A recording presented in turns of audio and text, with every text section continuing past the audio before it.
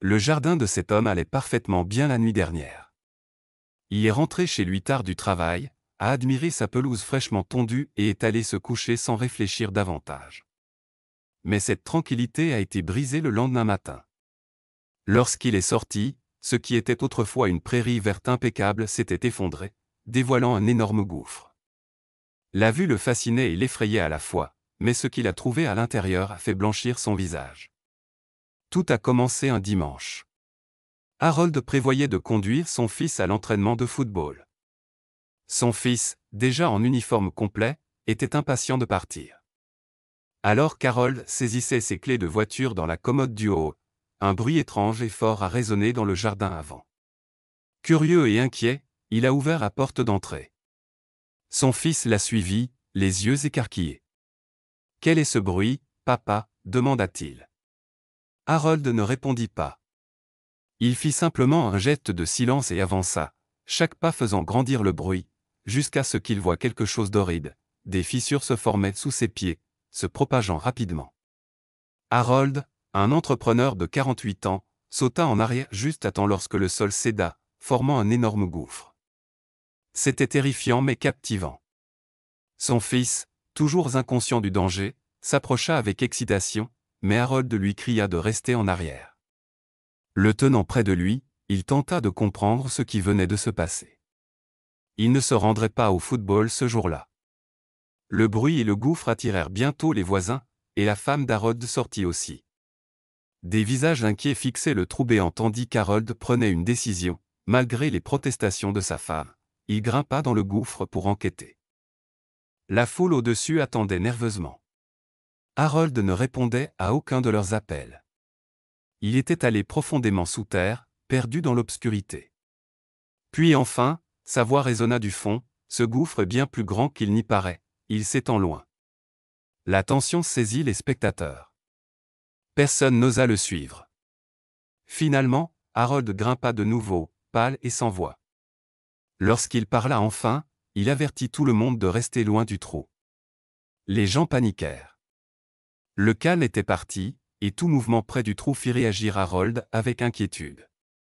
Lorsqu'on lui demanda des explications, Harold dit simplement qu'ils avaient besoin d'aide experte vite. Il appela les services d'urgence et le gouvernement local, désespéré d'expliquer la gravité de la situation. Mais personne ne semblait le prendre au sérieux.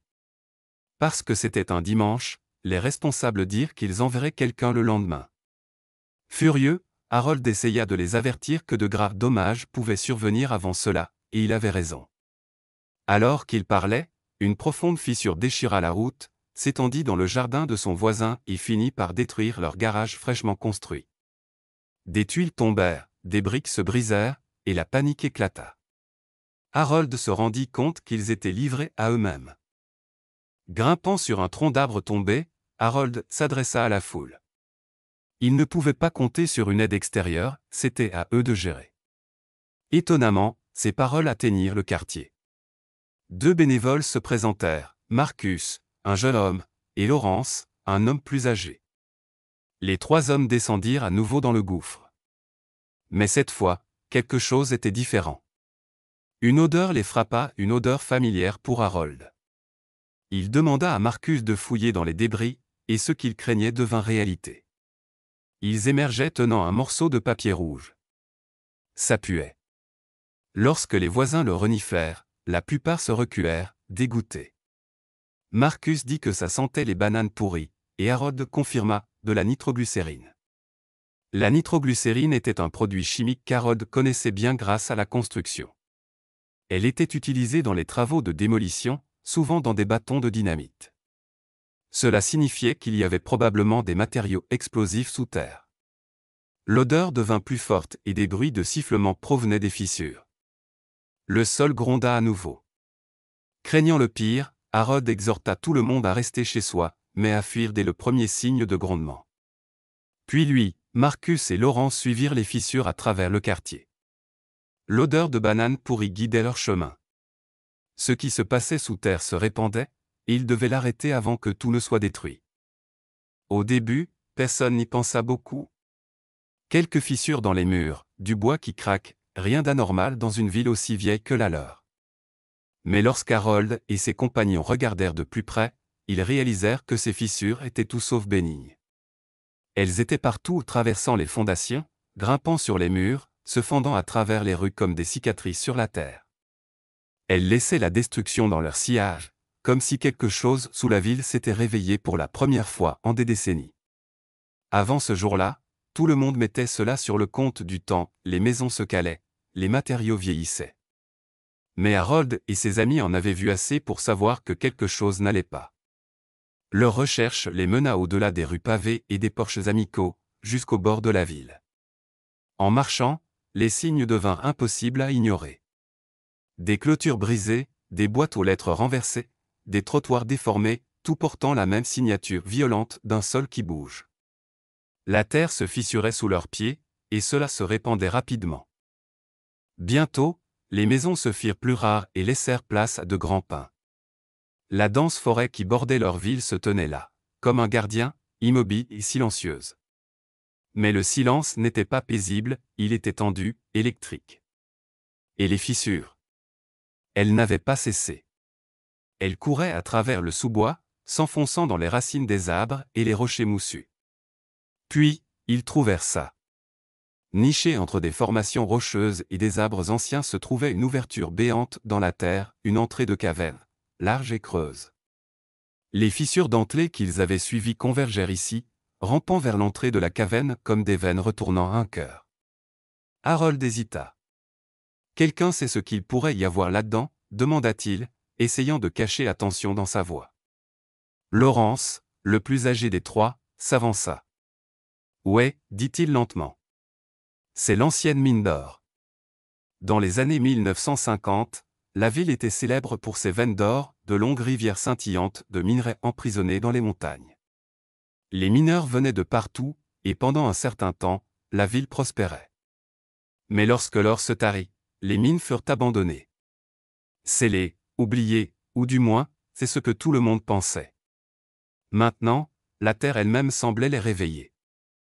Poussés par une peur et une curiosité égales, les trois hommes pénétrèrent dans la mine, lampe de poche en main, leurs bottes écrasant le gravier du sol. Y avancèrent prudemment, chaque pas résonnant dans les tunnels silencieux.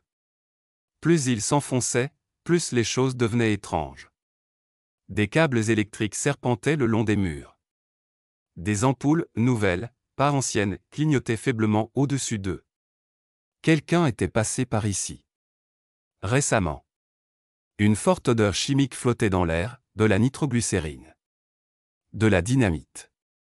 Il n'était pas seul, et cette mine n'était pas abandonnée. Les murs murmuraient des secrets. Des emballages de nourriture abandonnés. Des empreintes fraîches dans la poussière. Des trousses à outils laissées ouvertes. Ceux qui avaient fait ça étaient venus souvent, et ils avaient planifié quelque chose. Soudain, Harold aperçut quelque chose devant lui, une caisse entière de bâtons de dynamite, intacts et prêts à l'emploi. Il les fixa, la réalisation pesant lourdement dans sa poitrine, ce n'était pas seulement une opération de manine illégale. C'était la source.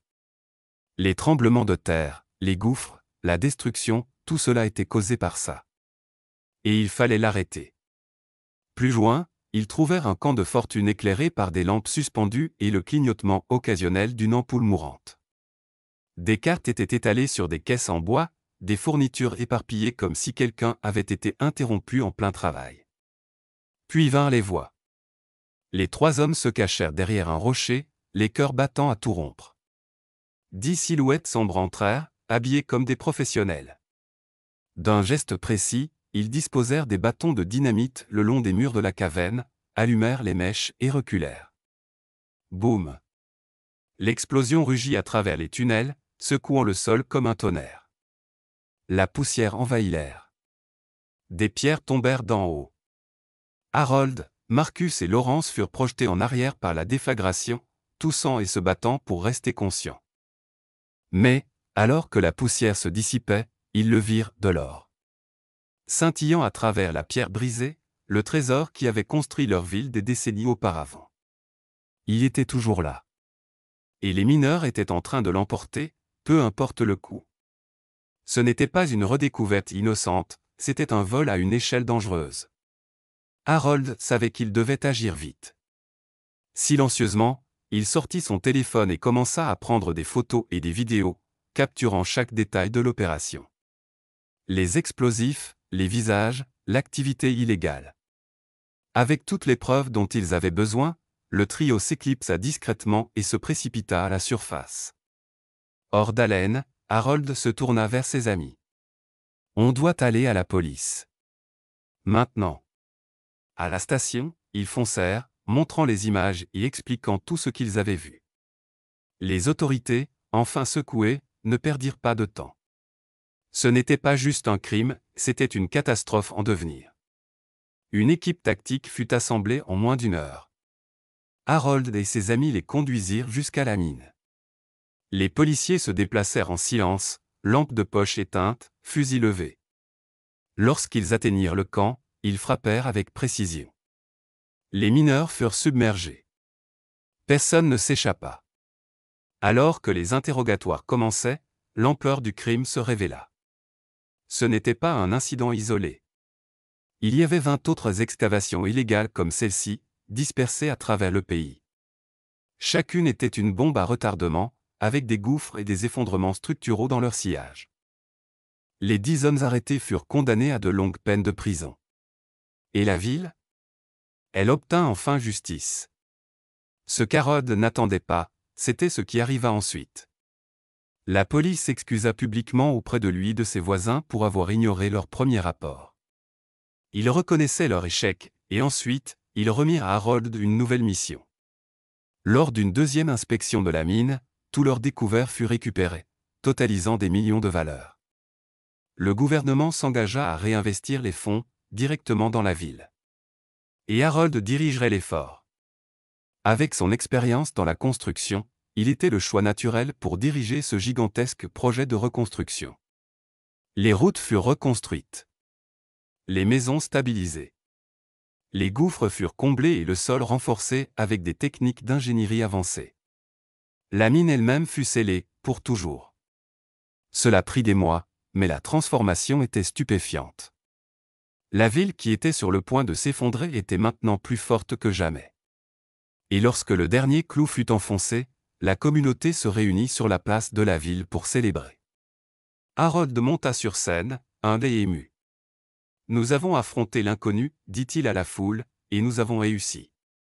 Pas grâce à une seule personne, mais parce que nous sommes restés ensemble. » Les habitants de la ville applaudirent, les larmes aux yeux.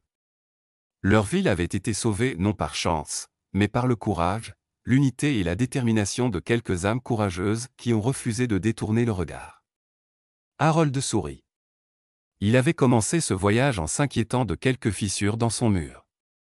Maintenant, il avait reconstruit une ville entière et redonné vie à une communauté.